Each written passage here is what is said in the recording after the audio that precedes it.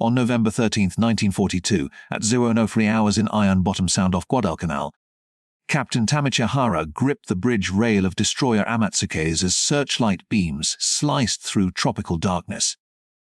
Around his ship, American shells exploded like volcanic eruptions of steel and fire, creating a spectacle that would fundamentally alter his understanding of naval warfare. "They are not aiming," he would hastily scrawl in his personal log that night. "They are simply filling the sky with metal." These words captured a truth that would define the Pacific War's outcome before most Japanese officers recognized it. In the next 35 seconds, USS San Francisco would fire more 5-inch shells than some Japanese destroyers carried for entire missions. The Americans weren't counting rounds. They were creating walls of fire that transformed night into artificial daylight, their gun barrels glowing red from continuous firing. 2,700 miles away at Pearl Harbor, ammunition ships were already loading the next shipment, 15,000 tons of shells, enough to replace everything the American fleet would expend in this battle 50 times over. In Tokyo, naval planners were calculating whether they could spare 12 rounds per gun for the next convoy run. The mathematics of defeat were being written in brass casings and cordite, in production statistics that mocked every assumption the Imperial Navy had made about fighting the United States. The awakening had begun 6 months earlier, though few recognized it. During the Battle of the Coral Sea on May 7, 1942, Commander Tishi Nato, executive officer of carrier Shokaku, observed something that puzzled him deeply. American cruisers and destroyers had maintained anti-aircraft fire for 4 continuous hours, never seeming to pause or conserve ammunition. Each American destroyer, he would later testify to interrogators, appeared to carry more anti-aircraft ammunition than their entire destroyer division combined. The observation seemed impossible. Japanese doctrine, refined over decades, assumed all naval powers faced similar ammunition constraints. The Type 96-25 Naman anti-aircraft gun, Japan's standard light AA weapon, came with strict firing protocols. Hold fire until aircraft reached 800 meters, fire short bursts of 3 to 5 rounds. Cease fire immediately when targets passed optimal range. Not because this was tactically sound, but because ammunition reserves couldn't support any other approach. Lieutenant Commander Masatake Okumiya aboard carrier Ryujo had trained his gunners relentlessly on these principles. Each man knew their ship's magazines held enough ammunition for exactly 12 minutes of sustained anti-aircraft fire. After that, they would be defenseless. The Americans, he observed with growing unease, seemed to fire continuously for hours. The full implications wouldn't become clear until Guadalcanal, where the mathematics of industrial warfare would be written in blood and steel across waters the Americans would name Iron Bottom Sound. The Battle of the Java Sea on February 27, 1942, should have been a Japanese triumph, and tactically it was. But Captain Hara, commanding destroyer Amatsuke's, witnessed something that disturbed him more than enemy gunfire. The combined American, British, Dutch, Australian force under Rear Admiral Carroll Dorman fired 619 rounds of 8-inch shells during the battle, achieving only 5 hits with 4 proving to be duds. The Japanese fired far less but scored critical hits. Yet Hara noticed something troubling. The Allied ships never stopped firing, never seemed concerned about ammunition expenditure, maintained rates of fire that would have exhausted Japanese magazines in the first hour. They fired as if they had unlimited shells. Hara wrote in his memoir published decades later. Poor gunnery, yes, but such wealth of ammunition that accuracy became secondary to volume. The Japanese victory was complete. 2 Allied cruisers and 3 destroyers sunk. But in the wardroom afterward, Hara overheard a disturbing conversation. Lieutenant Yoshida, his gunnery officer, was calculating ammunition expenditure. "Captain, we used 40% of our main battery ammunition. If the battle had continued another 2 hours, Hara silenced him with a look, but the arithmetic was clear. Amatsuke's had started with 2,000 rounds of 5-inch ammunition. In one battle, they'd used 800. The destroyed Allied cruiser HMS Exeter, according to survivors they'd rescued, had fired over 1,500 rounds from her 8-inch guns alone. More than most Japanese heavy cruisers carried total. When the Americans landed on Guadalcanal on August 7, 1942, the Imperial Navy's response revealed the ammunition crisis in stark terms. Vice Admiral Junichi Mikawa's striking force racing south from Rabaul carried enough ammunition for exactly one night battle. Not as a tactical choice, but because that was all that existed in Rabaul's magazines. The Battle of Savo Island on August 9 seemed to vindicate Japanese tactics. In 33 minutes, Mikawa's force sank 4 Allied heavy cruisers, killing 1,077 sailors. The Japanese lost 0 ships. But hidden in this tactical masterpiece was strategic catastrophe. Commander Toshikazu Omei, Mikawa's operations officer, would later admit to American interrogators. "We withdrew immediately after the battle, not from fear of air attack as you believed, but because we had exhausted most of our ammunition. We had nothing left for a second engagement." The American transports, defenseless and loaded with supplies, were spared because the Japanese literally couldn't afford to shoot at them. Japanese forces had fired 471 rounds total, achieving 10 hits, a 2.1% hit rate that would later be criticized as wasteful by Tokyo. Meanwhile, at Pearl Harbor, Captain William Smith was overseeing the loading of ammunition ship USS Rainier. Her cargo manifest for this single voyage 5,000 tons of naval ammunition, including 350,000 rounds of 5-inch shells, 1.2 million rounds of 40 mm, 3 million rounds of 20 mm. This represented more ammunition than the entire Japanese combined fleet would expend in the next 3 months. The famous Tokyo Express runs, high-speed destroyer missions to resupply Guadalcanal, revealed the ammunition crisis in pathetic detail. On November 3, 1942, Rear Admiral Reizo Tanaka led 8 destroyers on another supply mission. The cargo manifest discovered in captured documents told the story: rice, 100 drums, medical supplies, 200 drums, ammunition, 280 drums. For 15,000 desperate soldiers, less than 300 drums of ammunition. Each drum contained roughly 300 rifle rounds, or equivalent weight in other munitions. The entire Japanese garrison on Guadalcanal was surviving on ammunition deliveries that a single American destroyer could expend in 20 minutes of combat. Captain Hara, commanding Amatsuke's on these runs, wrote bitterly, "We risk 8 destroyers, dozens of lives, tons of fuel to deliver what the Americans probably waste in target practice." He was more right than he knew. That same day, destroyer USS Fletcher conducted a routine gunnery exercise, expending 127 rounds of 5-inch ammunition, roughly equivalent to half a drum from Tanaka's precious cargo.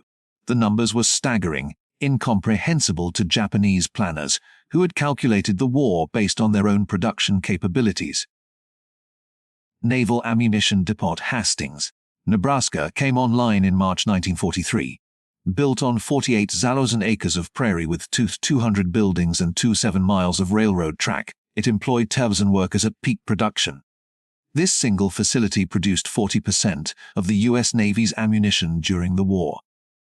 In its first month of operation, Hastings produced more naval ammunition than all Japanese facilities combined would produce for the remainder of 1943. The facility specialized in 5-inch 38 caliber ammunition, the backbone of American naval firepower. Production rate 100,000 rounds per month initially, climbing to 300,000 rounds per month by September 1943. Each round was inspected, tested, and shipped with a quality control process that rejected more ammunition than Japanese factories produced.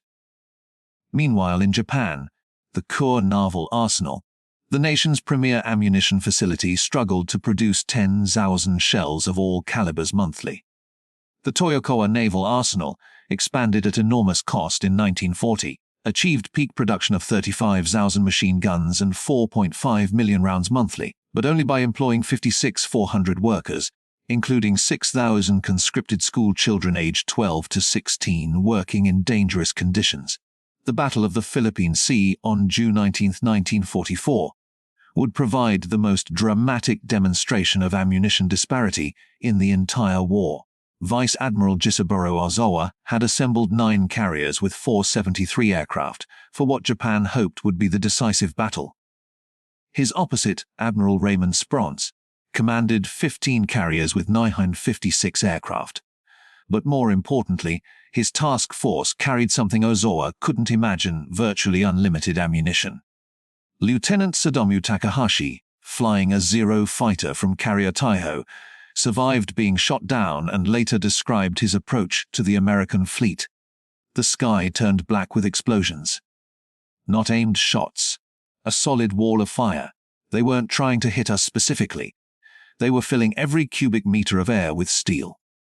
The Americans fired with mechanical precision. Every 5-inch gun maintaining 15 rounds per minute. Every 14-R mount pumping out 120 rounds per minute. The 20mm cannon spraying 450 rounds per minute. Destroyer USS Stockholm alone fired 12,000 rounds of 40mm and 20,000 rounds of 20mm ammunition in 6 hours of combat. Commander David McCampbell, the Navy's top ace, observed from his Hellcat fighter. The Japs flew into a curtain of fire. Our ships weren't aiming at individual planes. They were creating zones of death that nothing could fly through. The mathematics were relentless. Japanese aircraft lost to 476, including those lost when carriers sank. American aircraft lost 29. American ammunition expended 200,000 rounds of 5-inch, 500,000 rounds of 40mm, 1.2 million rounds of tuntif. On October 25, 1944, at 0658 hours off Samar Island, Philippines, the David versus Goliath battle that would epitomize the ammunition war was about to begin. Admiral Takeo Kurita's center force, 4 battleships, 6 heavy cruisers, 2 light cruisers, 11 destroyers, had achieved complete tactical surprise against Taffy 3, 6 escort carriers, 3 destroyers, 4 destroyer escorts. What happened next defied every expectation. Commander Ernest Evans, commanding destroyer USS Johnston, didn't hesitate. All hands to general quarters. Prepare to attack major Japanese fleet units. All engines ahead, flank, left full rudder. In the next hour, Johnston would fire over 200 rounds from her 5.5-inch guns at heavy cruiser Kumano, scoring 40 hits that wrecked her superstructure. Johnston then engaged battleship Congo, firing 30 rounds while making smoke. Her gunners weren't aiming carefully. They were simply pouring fire at maximum rate. Meanwhile, on destroyer escort USS Samuel B. Roberts, Lieutenant Commander Robert Copland made a fateful decision. "We're going in, boys. This will be a fight against overwhelming odds from which survival cannot be expected."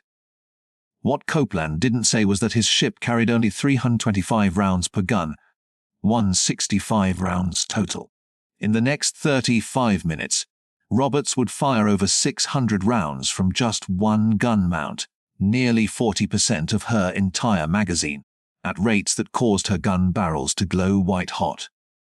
On the Japanese side, battleship Yamato, the most powerful warship ever built, fired her main guns in anger for the first and only time against surface targets. Her magazines contained armor, piercing shells designed for battleship combat. Against thin-skinned escort carriers, they passed through without exploding.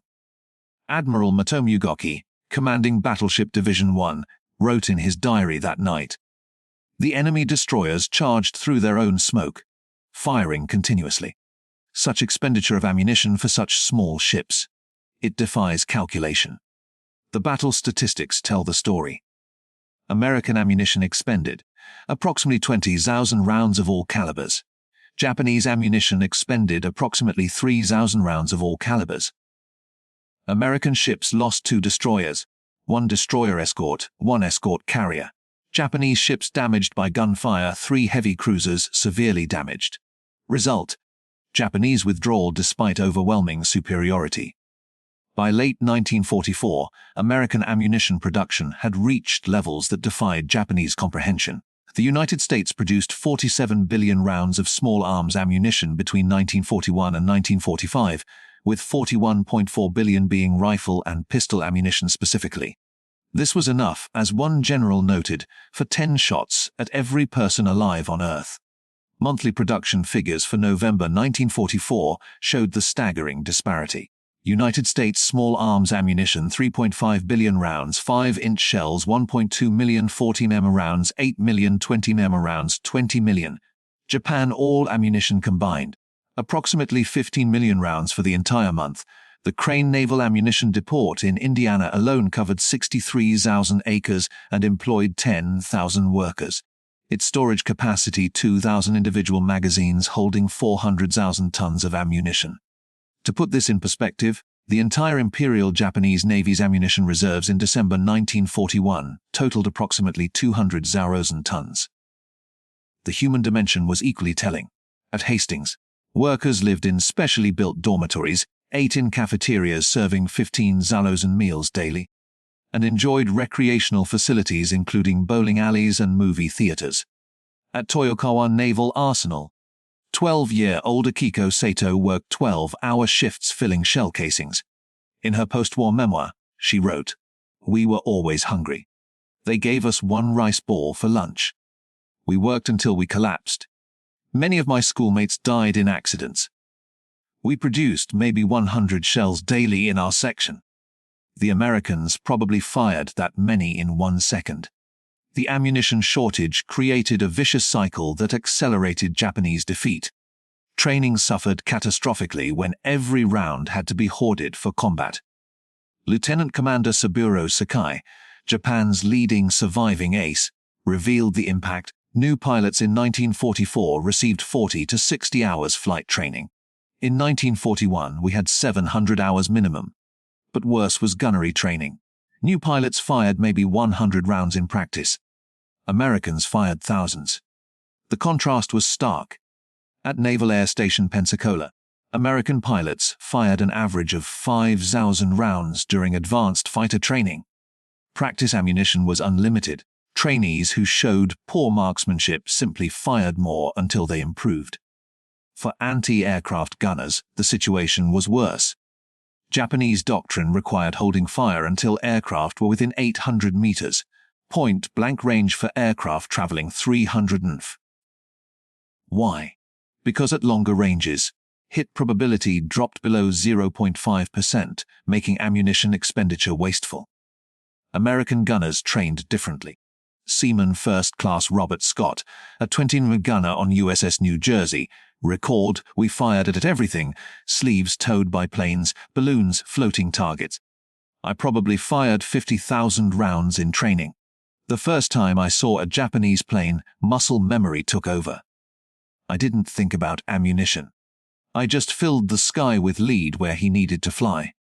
Task Force 38's logistics train represented a revolution in naval warfare that Japanese planners never anticipated. Service Squadron 10, the fleet's mobile supply force, included 34 fleet oilers, 11 escort carriers for replacement aircraft, 19 ammunition ships, 16 refrigerated stores ships, 8 hospital ships, 12 fleet tugs, and 29 destroyer escorts for protection. On July 21, 1945, Task Group 30.8 conducted what was described as probably the largest single replenishment at sea operation in history, delivering 369 tons of ammunition, 379 157 barrels of fuel oil, 630 tons of provisions, 99 replacement aircraft, and 421 personnel. This single replenishment delivered more ammunition than most Japanese naval bases held in total inventory. Commander Somu Toyoda, Commander-in-Chief of the Combined Fleet, admitted after the war, "We calculated American consumption based on our own limitations. If we could afford 1,000 rounds for an operation, we assumed they might have 3,000. The reality, that they had 100,000, was beyond imagination."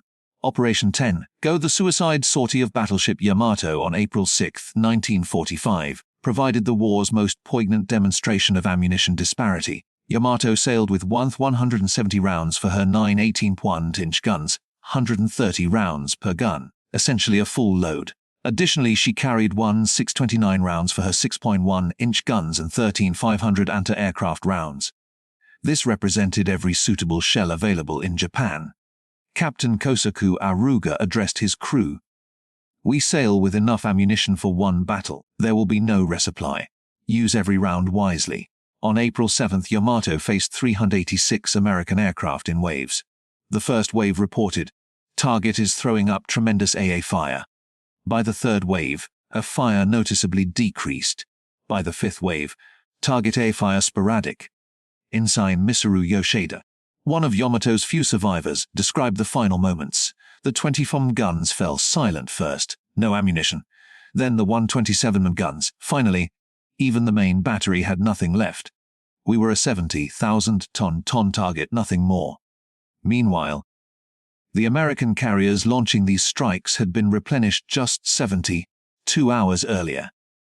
USS Essex alone received 500 tons of ammunition, roughly 400,000 rounds of various calibers. Her air group would expend 200,000 rounds of 50 caliber ammunition attacking Yamato, knowing that tomorrow's replenishment would replace it all. The ammunition shortage created cascading effects throughout Japanese society. By 1944, copper shortage, critical for shell casings, led to collection drives that confiscated temple bells, some dating to the 8th century. Bronze statues, including national treasures, were melted down. Japan melted 45,000 Buddhist temple bells for munitions between 1937 and 1945, representing 90% of all temple bells in the nation. 13-year-old Yukio Tanaka recorded in her diary, "They took our school bell today for ammunition."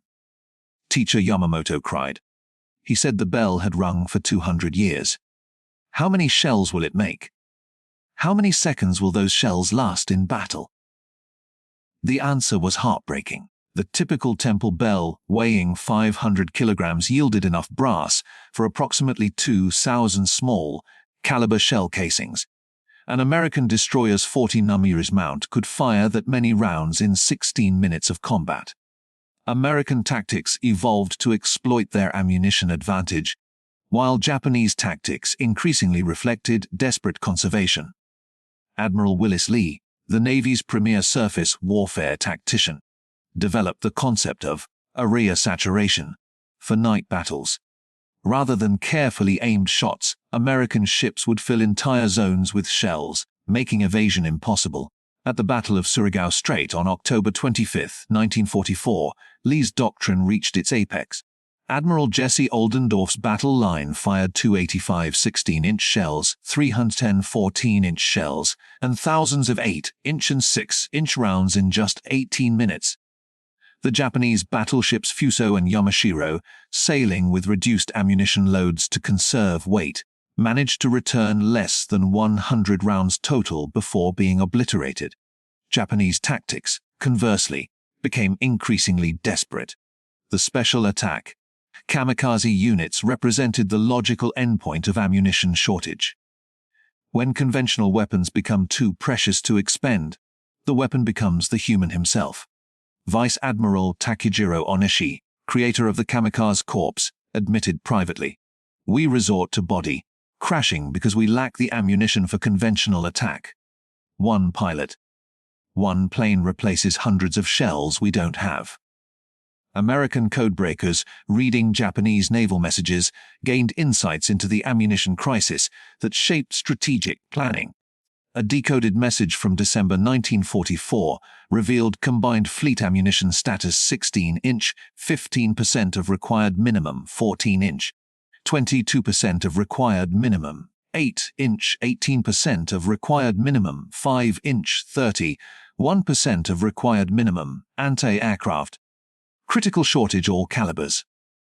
Admiral Chester Nimitz, reading this intelligence, remarked to his staff, "They're a boxer with no punch left. We just keep hitting until they fall." American submarines devastated Japanese ammunition transport, creating critical shortages throughout the empire. Japanese ammunition ships sunk 147. Tonnage of ammunition lost approximately 500,000 tons. Percentage of ammunition shipments lost 55%. The psychological impact on Japanese logistics officers was crushing. Commander Yoshiro Tanaka, responsible for ammunition distribution in the Philippines, committed suicide in October 1944 after failing to deliver critical supplies to Leyte. His final note, "I send empty ships to die. The Americans sink them full or empty. Our guns fall silent while theirs never stop." By war's end, the production statistics told the entire story. United States Naval Ammunition Production for 1945. Total rounds all types 47 billion, total weight 4.2 million tons, peak monthly production March 1945 3.5 billion rounds, number of production facilities 47, peak employment 486,000 workers. Japanese Naval Ammunition Production 1941-1945, total rounds all calibers, approximately 15 million, estimated total weight, approximately 200,000 tons. Peak monthly production November 1942 400,000 rounds, number of production facilities 11, peak employment 95,000 workers including conscripted children. The disparity exceeded 100 to 1 in small arms ammunition quantity alone. But quality differences made the gap even larger. American proximity fuses introduced in 1943 increased anti-aircraft lethality by 300 to 600%. Japanese fuses, degraded by material shortages, suffered a 30% failure rate by 1945. The ammunition disparity created a psychological transformation in both navies that shaped the Pacific War's final year. For American sailors, unlimited ammunition bred absolute confidence. Seaman James Bradley, serving on destroyer USS Laffey, recalled, "We never worried about running out. The supply ships came every few days, mountains of shells. We joked that we could shoot at seagulls for target practice and nobody would care." This confidence translated into aggressive tactics. American destroyers charged battleships. Destroyer escorts attacked heavy cruisers. PT boats engaged destroyers. The David versus Goliath encounters that defined the Pacific War's surface actions were possible because David had unlimited stones. For Japanese sailors, the transformation was inverse. Lieutenant Kazuhiko Ono, gunnery officer on destroyer Isakes, described the mental burden. "Every shell fired required justification. We counted rounds like a miser counts coins. In battle, part of your mind always calculated, can I afford this shot? That hesitation was fatal." The most profound psychological impact came from witnessing American profligacy. Commander Tamichi Fukuda, captured after his destroyer sank at Leyte, was transferred to Pearl Harbor aboard USS New Jersey. He watched a gunnery exercise where the battleship fired 400 rounds in training. "I wept," he admitted later. Not from shame of capture, but from understanding. "We never had a chance. They fired more shells in practice than we carried into battle. How do you fight such wealth?" The ammunition war reflected deeper economic truths. America's gross national product in 1944 reached $210 billion. More than 10 times Japan's the $20-odd billion. But raw figures understate the disparity in ammunition production capability. American ammunition production consumed copper, 450,000 tons annually, lead 380,000 tons annually, steel 2.8 million tons annually, explosives 3.2 million tons annually. Japan's entire national consumption of these materials for all purposes, military and civilian, never exceeded copper 80,000 tons annually, lead 25,000 tons annually, steel 4 million tons annually, mostly for shipbuilding, explosives 200,000 tons annually. The United States produced more copper for shell casings than Japan produced for all electrical, industrial, and military needs combined. Beyond quantity lay qualitative superiority that multiplied American advantages. The proximity fuse, developed by Johns Hopkins Applied Physics Laboratory, revolutionized anti-aircraft warfare. Instead of requiring direct hits, shells exploded when radar detected they were near aircraft. The development program cost $1 billion in 1940s dollars, 5% of Japan's entire 1944 GMP. Production required precision manufacturing beyond Japanese capabilities. Each fuse contained miniaturized vacuum tubes that could withstand 20,000 times gravity acceleration when fired. By war's end, America had produced 22 million proximity fuses. The proximity fuse first saw combat on January 5, 1943, when USS Helena shot down a Japanese dive bomber with her second salvo. The technology improved anti-aircraft effectiveness by 300 to 600%. Fire control systems showed similar disparity. The Mark 37 gunfire control system, standard on American destroyers, incorporated gyroscopic stabilization, automatic radar tracking, mechanical ballistic computation, electric servo drives, and remote power control. This system allowed accurate fire in any weather, day or night, at maneuvering targets.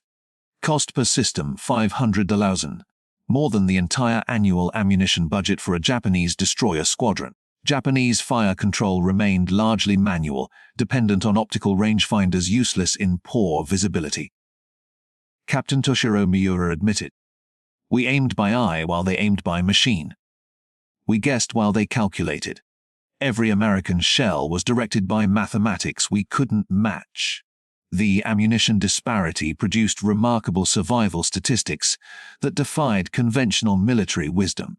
American destroyer USS Laffey survived 22 kamikaze attacks on April 16, 1945, largely because her guns never fell silent. In 80 minutes, Laffey fired 345 rounds of 5-inch 11,000 rounds of 14 mm and 20,000 rounds of 20 mm. Her gunners shot down 9 aircraft definitively, damaged 4 more that crashed elsewhere. Despite taking 4 bomb hits and 6 kamikaze strikes, Laffey survived because her defensive fire degraded most attacks before impact. Contrast destroyer Yahagi sunk escorting Yamato. Her anti-aircraft ammunition exhausted after 45 minutes.